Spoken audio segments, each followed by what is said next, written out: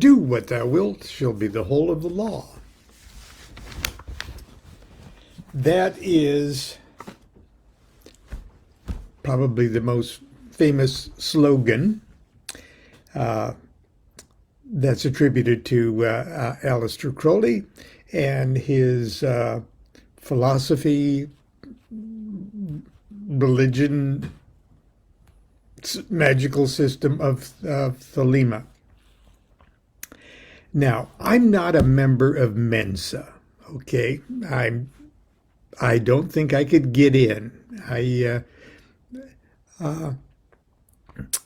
But over the years, quite a few members of our lodge, Haruraha Lodge OTO, and Monday Night Magic class members, OTO members and non-members, are Mensa members, or were in those days. We've had to stop class since we moved up here. And they've been nice enough. One year, several of the members that belonged to the local Orange County Mensa group asked me to speak at one of their meetings, and it was sort of in the form of a like a luncheon meeting, okay, and they wanted me to speak about Aleister Crowley because my second book had just come out. This is so many years ago. The second book was Aleister Crowley's Thoth Tarot, the first one being The Magic of Aleister Crowley. And I think that was so long ago. In those days, it was the edition that was called The Magic of Thelema. Be that as it may, I felt a little intimidated. These folks are smart people, and I'm just a simple country metaphysician. But there was a free lunch involved, and I trusted my Monday night class members not to put me in an embarrassing situation, or at least one that I recognized as an embarrassing situation. So I threw together a little talk as if these very smart, brilliant, genius people had somehow in their education missed out learning about Aleister Crowley, at least from a historical point of view. So I wrote this little talk here called "Did You Know?" And I thought I would share that with you today because I was going through my electronic files, and it sort of popped out at me this morning. Did you know?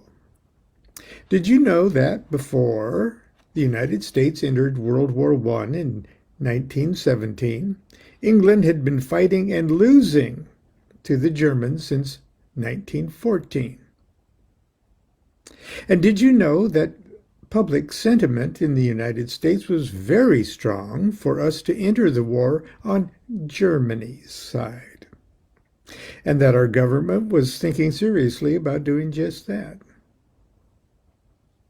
And did you know that the primary reason public opinion changed and we became so crazy to go to war with Germany was because a German propaganda newspaper in New York began printing outrageous editorials advocating unrestricted German submarine attacks on all the world's civilian shipping.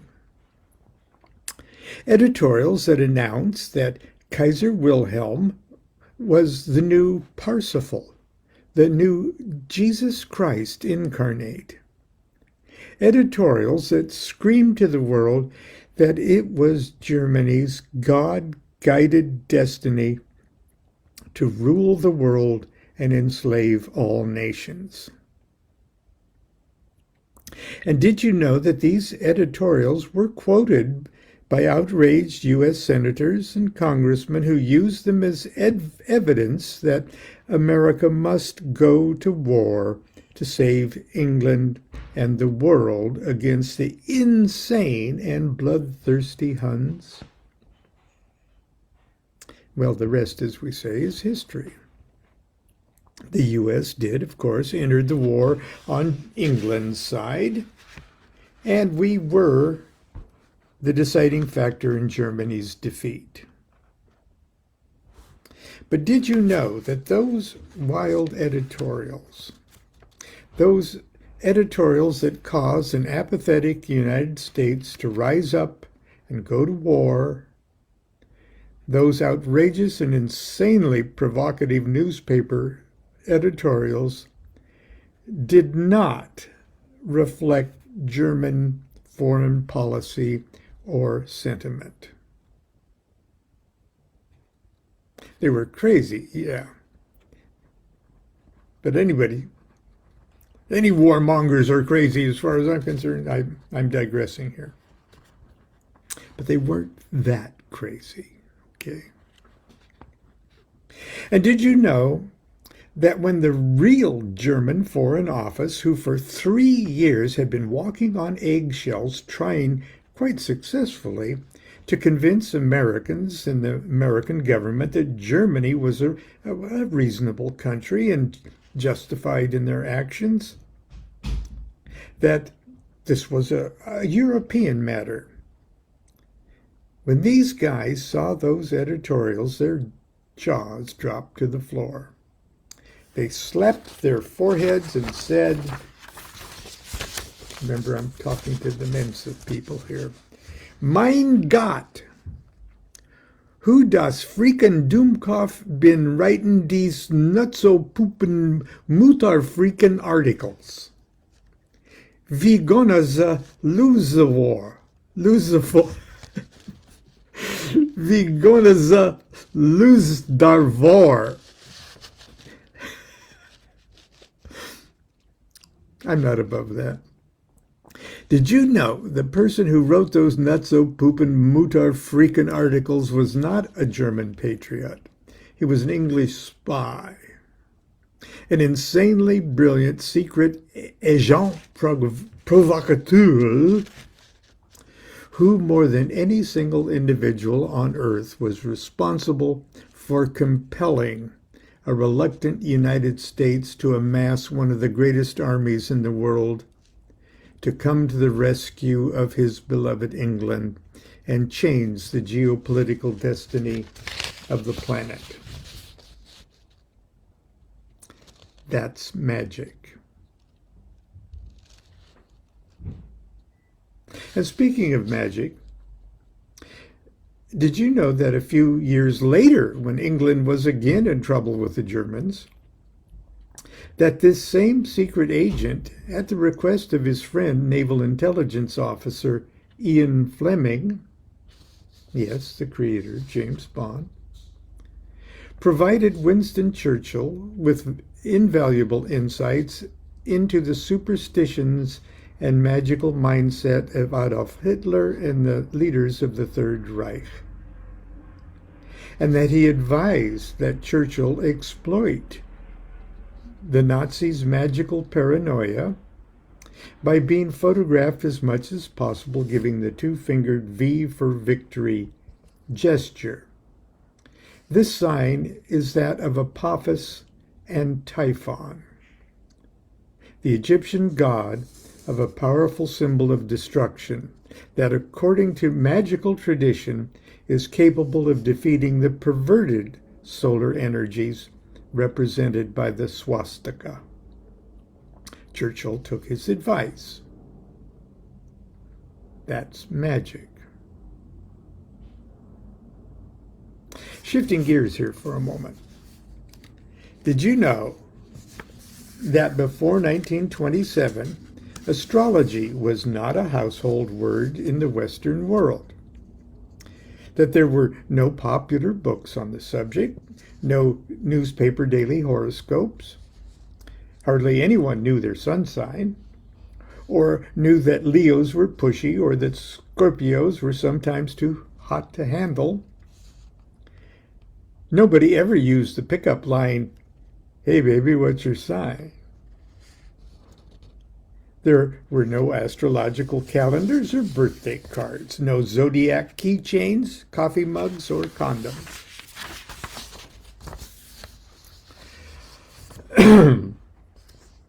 I'll let that sink in. All this changed in 1927 when a woman named Evangeline Adams published her classic text, Astrology, Your Place in the Sun. Then in 1930, Astrology, Your Place Among the Stars. If you're a serious astrology student, you probably have both of these classics in your library. Adams was arrested for fortune-telling, and the trial was the Martha Stewart case of the day.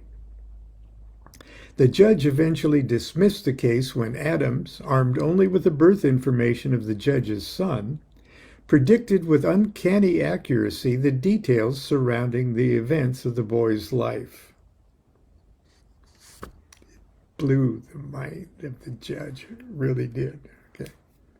Almost overnight, Adams became an astrology superstar, predicting the stock market crash of 1929 and guiding the decisions of industrial moguls, politicians, and celebrities. Evangeline Adams brought astrology into the modern age, and with it came interest and acceptance of other non-Christian spiritual sciences and disciplines. We could even say that Evangeline Adams changed the world. That Evangeline Adams was a pivotal figure in the history of world spiritual movements. We could say that, but it wouldn't be exactly true. It wouldn't be true because Evangeline Adams didn't write Astrology, Your Place in the Sun, or Astrology, Your Place Among the Stars. She hired a ghostwriter to write those classic books, a master astrologer who for over 70 years would receive absolutely no recognition for his efforts. And I might add, had the discretion not to bring the subject up at all while he lived. A man whose unsung contribution to the world of astrology was so great that in 1999, the estate of Evangeline Adams graciously admitted that this man did indeed write the bulk of her works, and went so far as to help republish them in his name, in a new enlarged edition. His name was Aleister Crowley. And as I'm sure you've guessed, he's also the secret agent that wrote those nutso-poopin' editorials. A man who spent his life changing the world. During his lifetime, the tabloid newspapers called him traitor, black magician, cannibal, and the wickedest man in the world, and the man we want to hang. He didn't help much with his reputation. He used wild drugs, and he called himself the Beast 666, and made readers of his 1923 book, Magic in Theory and Practice, think that he personally sacrificed 120 baby boys one year. He was a militantly out-of-the-closet bisexual dynamo in an age when people didn't even talk about the closet. Did I say bisexual? omnisexual would be a better word. He'd tackle a tree if he thought there was a magical reason to do so. He was, if nothing else, a very interesting fellow. And it says here, hold up books. So I held up these two books like a shameless self-promoter and said, and I've written 2 books about him that I really want you to buy.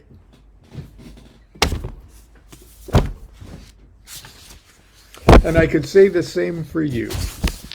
If you already have them, Understanding Aleister Crowley's Thoth Tarot. And this is the brand new edition because now it has become a wiser classic in the series. Even if you've got a copy in your library, you know, I'm sure you've got friends who would like one. They make great solstice. Anyway, that's my Mensa story, and that's about as probably as close to Mensa as I'm going to get in my simple country metaphysician life. Until tomorrow, continue to be good to yourself, be good to each other. Do what thou wilt shall be the whole of the law. Love is the law. Love under will.